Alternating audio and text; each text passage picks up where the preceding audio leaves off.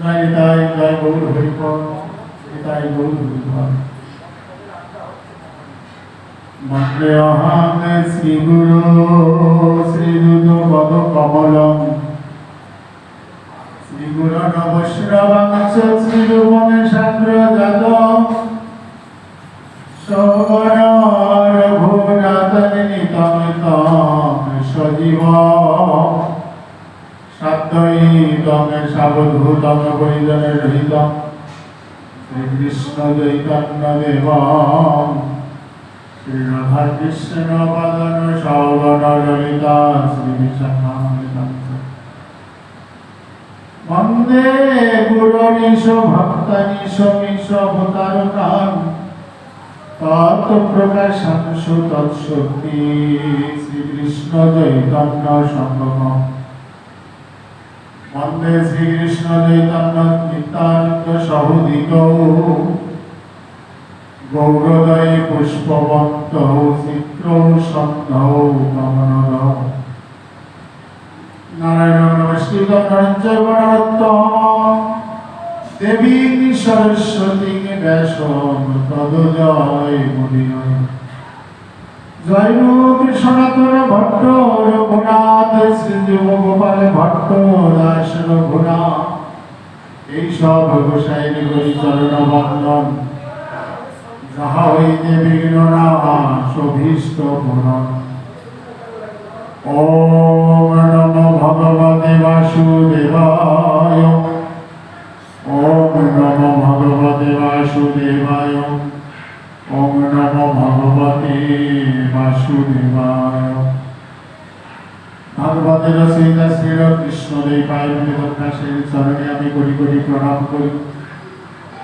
ভাগবতের একনিষ্ঠ শ্রোতা প্রাণ সাহগ্রস্ত এবং প্রায় উপবেশনের রত শ্রীল রাজা পরীক্ষিত মহারাজের চরণে আমার কোটি কোটি প্রণাম। উপস্থিত ভক্তমণ্ডলী সবার চরণে আমার ধন্যবাদ।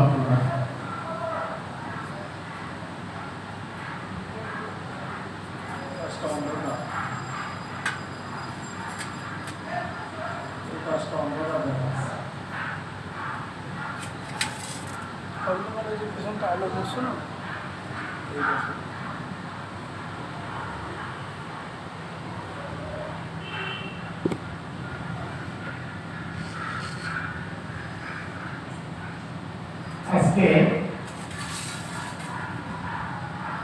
নববর্ষ, পয়লা বৈশাখ বাঙালির নববর্ষ। এই নতুন বছরে নতুন খাতা তৈরি করা হয়।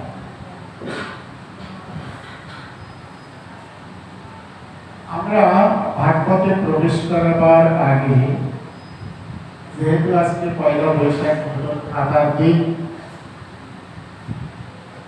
আমাদের পরমেশ্বর গুরু রামদাস বাবাজি মহাশয় তিনি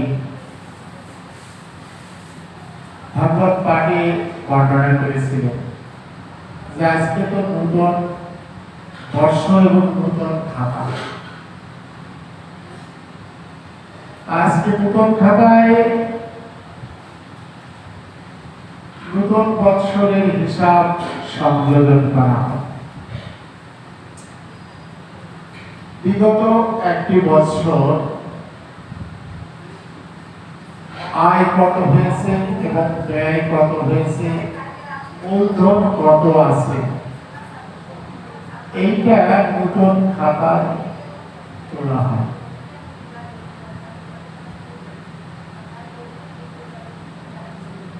সেই নতুন খাতার দিনে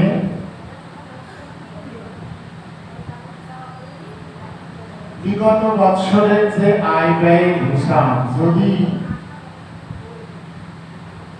দোকানদার যদি দেখে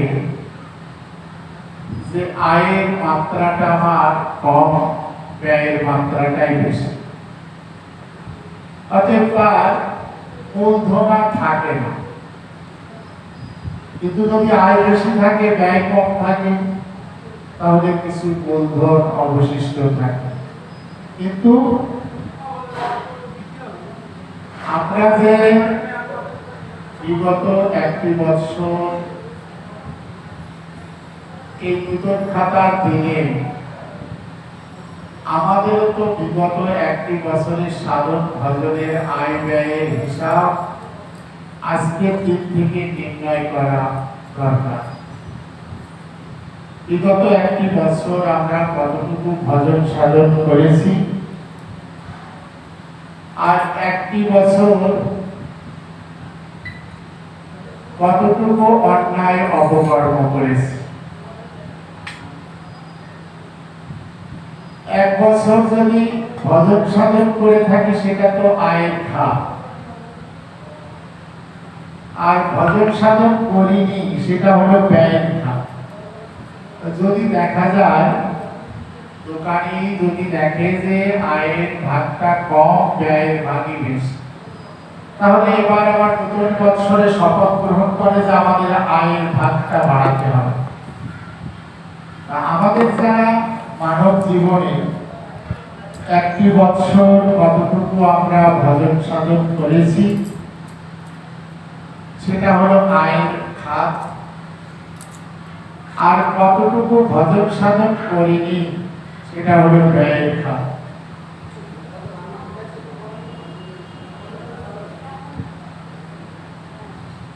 ব্যয়ের খাতে যদি আমাদের হাতটা বেশি হয়ে যায়, ভজন সাধন আমরা করিনি, তাহলে আমাদের আর মূলধন অবশিষ্ট কিছুই থাকবে।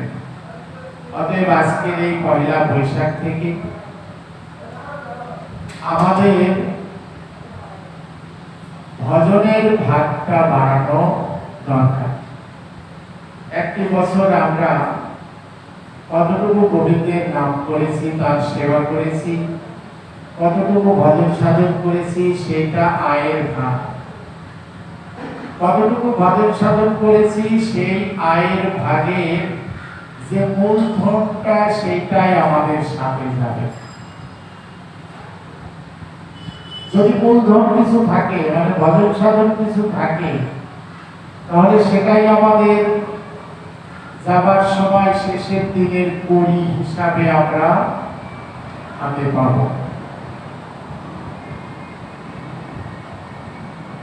নৌকা বিলাস লীলায় ভগবান শ্রীকৃষ্ণ যখন নৌকা বিলাস করেছিলেন, তখন সেখানে ব্রজগোপীরা মথুরা ঘাটে কিনিবিসি করতে গেছিল।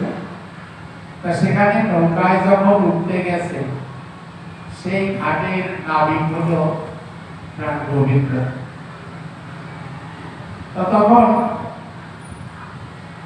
এই নৌকা বিলাস লীলা জগৎকে কি শিক্ষা দিলেন ভগবান,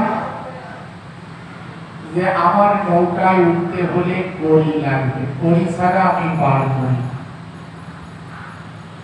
বিনা কড়িতে পার করি না।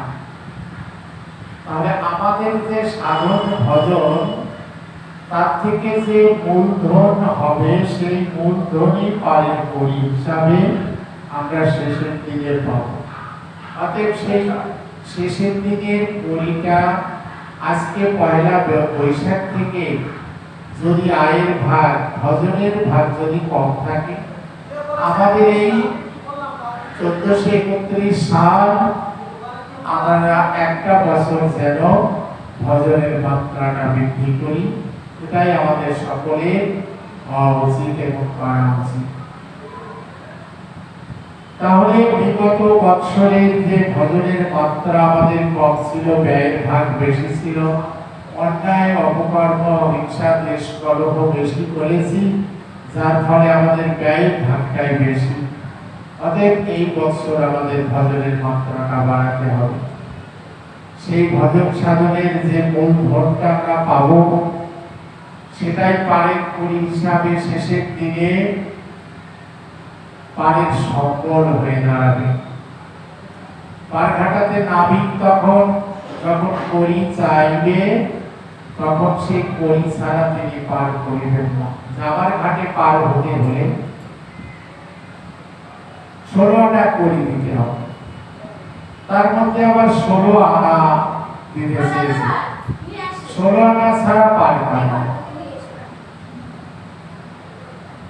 মহিলা বলেছিল যে আমার কাছে এক আনা আছে, আমার এক আনাই পার করে দাও। গোবিন্দ বললেন যে আমি এক আনাও পার করি, 2 আনা, 3 আনা, 4 আনা, 5 আনা, 7 আনা, 9 আনা পর্যন্ত বলেছে যে আমি নাবিক 9 আনা, আমি তো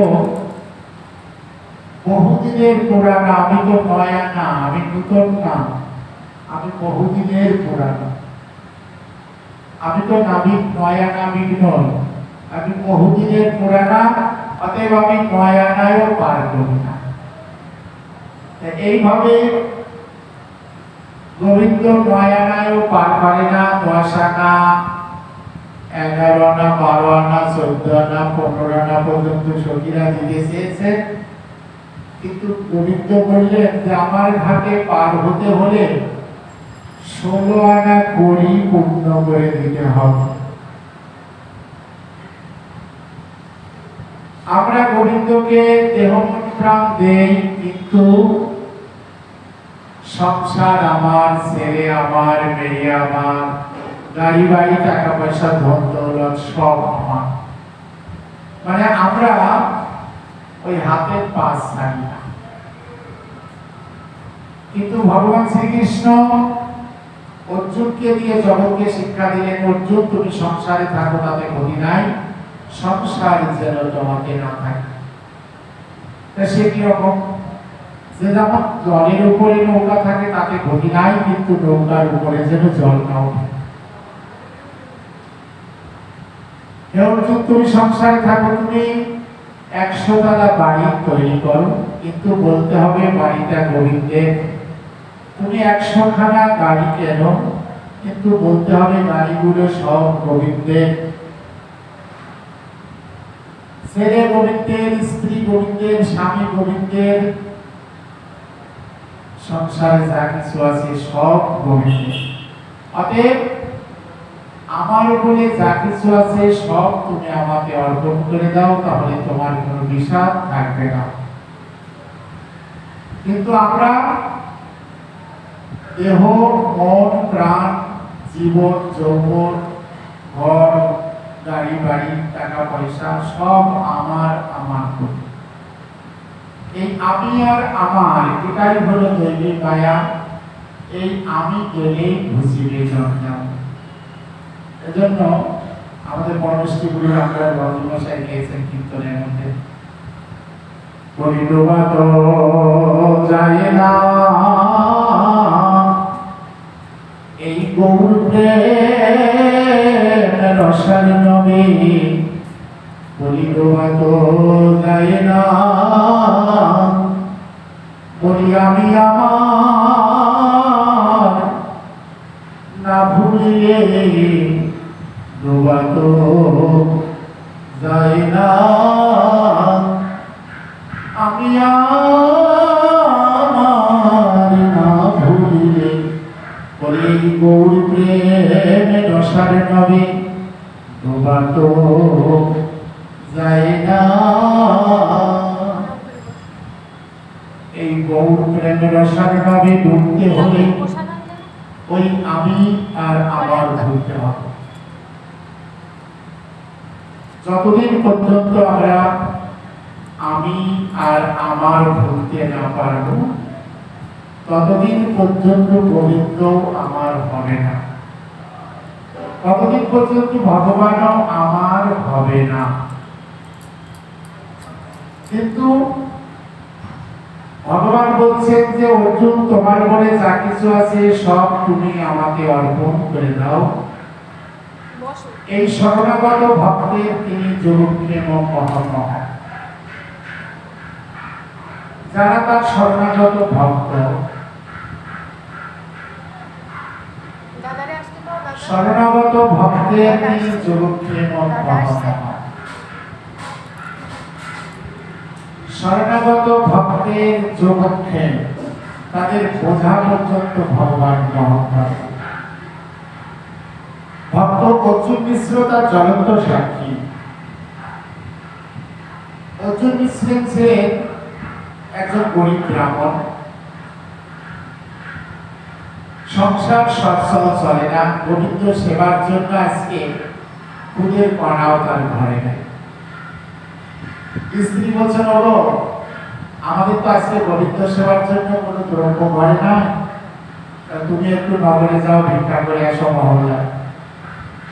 তখন ভিক্ষা করতে গেছে, যে বাসায় যায় মায়েরা বলে দেয়, ও আমাদের মাফ করুন, আজকে আমাদের ভিক্ষা দেওয়ার কায়দা নেই, আমাদের আজকে মাফ করুন।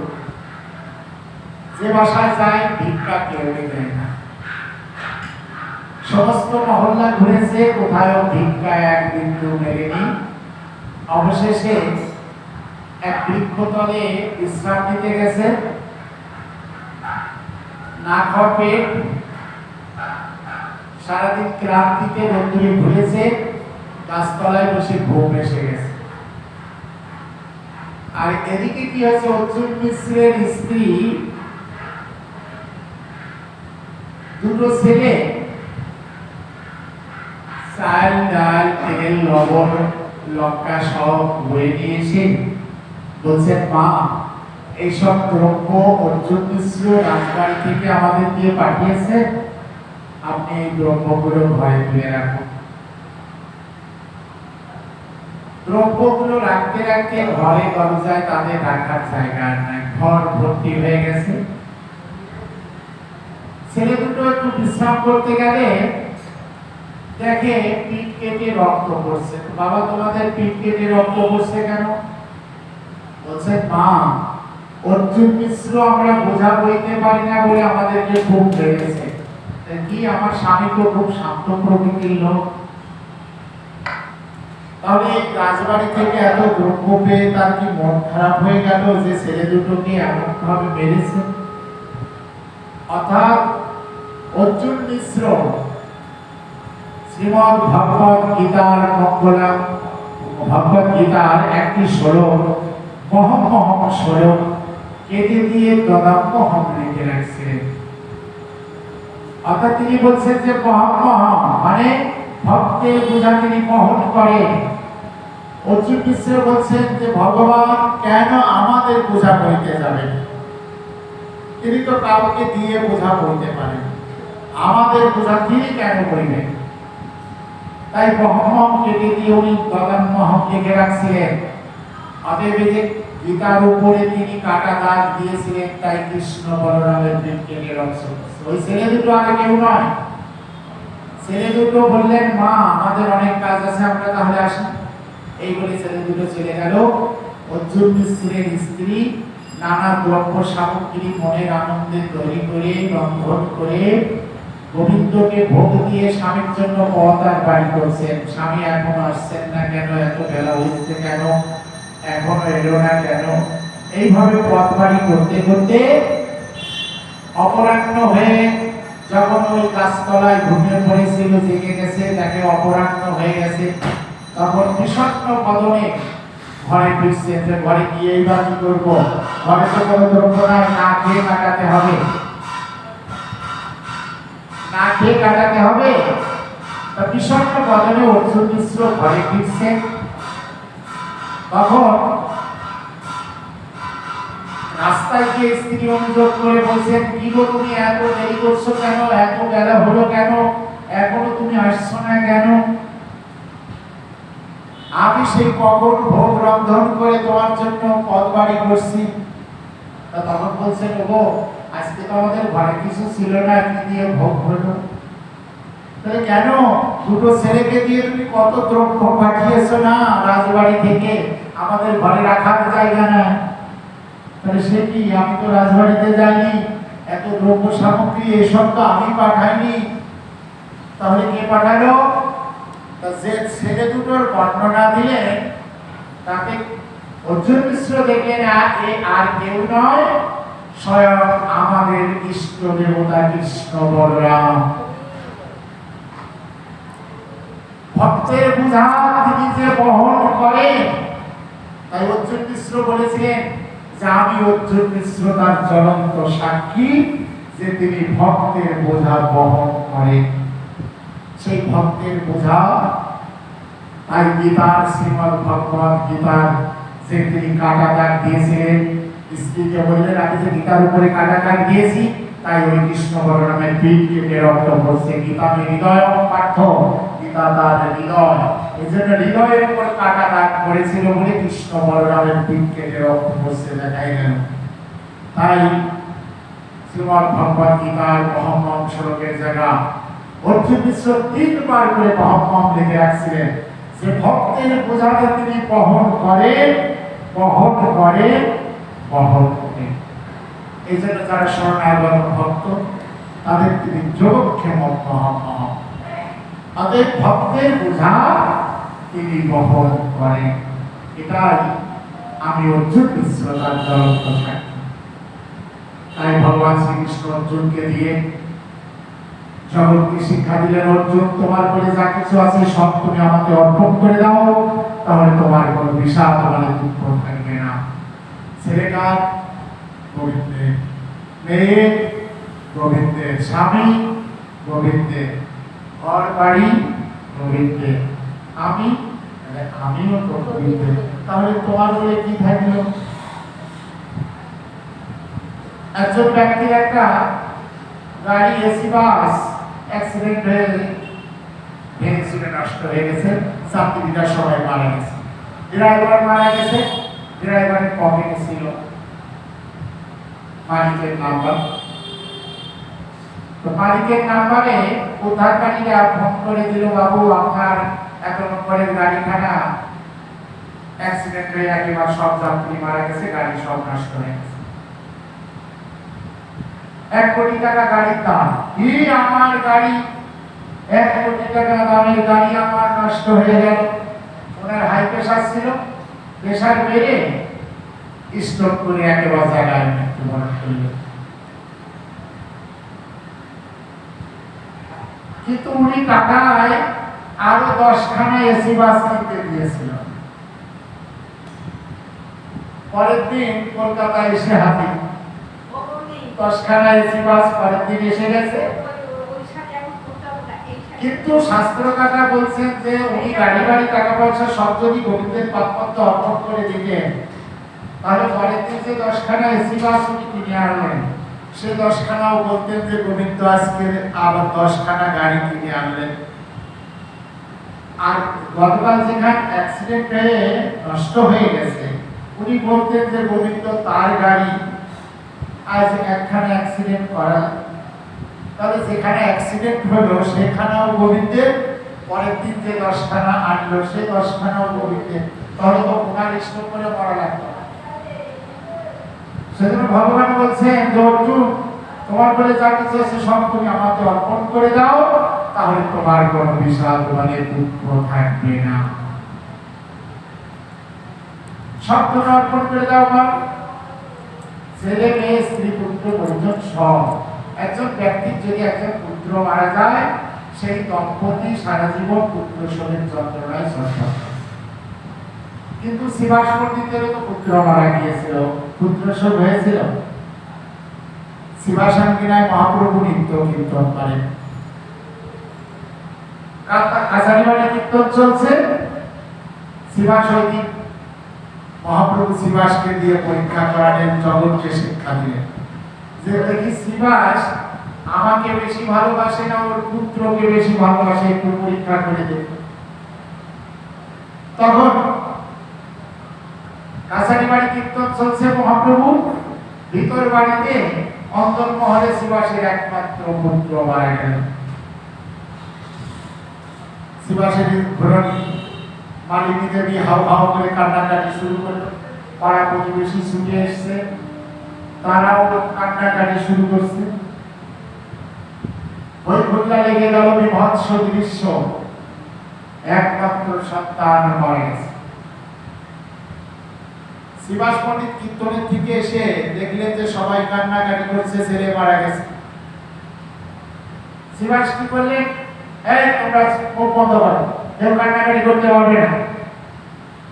স্ত্রী বললেন, শোনো, বাইরে মহাপ্রভু যে কীর্তন করছেন তার কীর্তনের জন্য কোনো ব্যাঘাত না হয়, মুখ বন্ধ করো।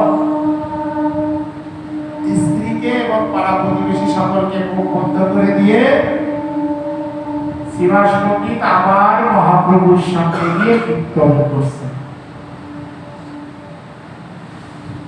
বাড়ির মধ্যে পুত্র মরে আছে, আর শিবাস দিয়ে কাছারি বাড়ি আবার কীর্তন শুরু করে দিলেন। তখন কি হলো, মহাপ্রভু দেখলেন যে সে কি শিবাস তো পরাস্ত হলো না, শিবাস তো পরাস্ত হলো না।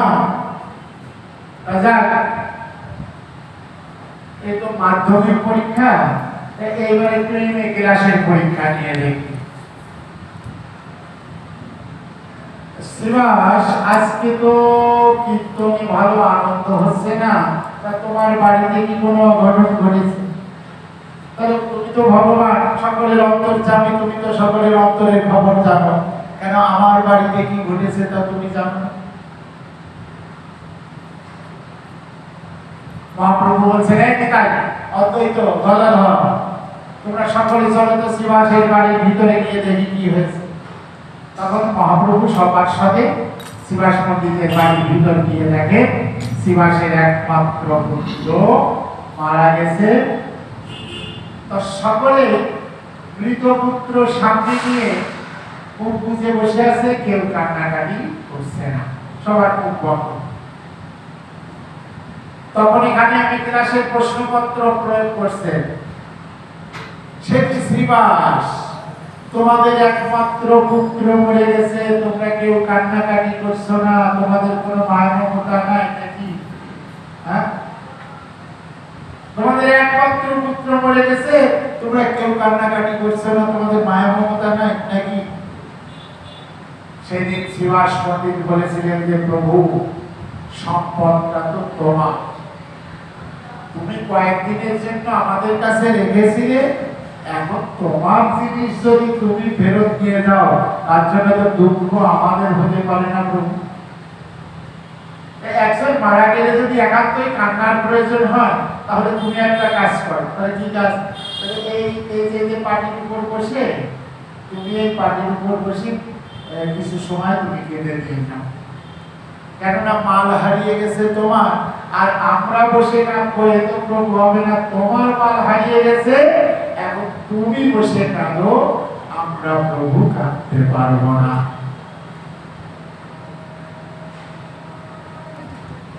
আর আপনি যতক্ষণ বলবেন মনি আমার,